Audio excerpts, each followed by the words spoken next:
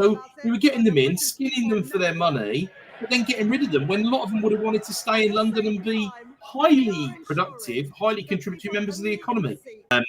And I couldn't believe the way that I went in 2012, and it was a 1 year full-time engagement.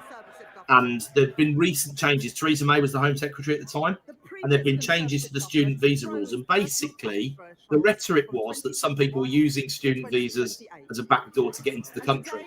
But what I saw in a cohort of 71 people, 68 of which were born outside of the UK, and 58 of which were born outside of Europe, right? They came, their fees was something like 30,000 quid. Then they pumped the money they pumped into the local economy. And they came from, largely speaking, pretty wealthy families, right? Exactly the sort of people you would want to attract and stay in the UK. But instead, they all had to leave within some ridiculous length of time, like about 3 months or 6 months afterwards, if they didn't have a job. And the visa application process would take longer than that. So we were getting them in, skinning them for their money, but then getting rid of them when a lot of them would have wanted to stay in London and be highly productive, highly contributory members of the economy. It just didn't make any sense.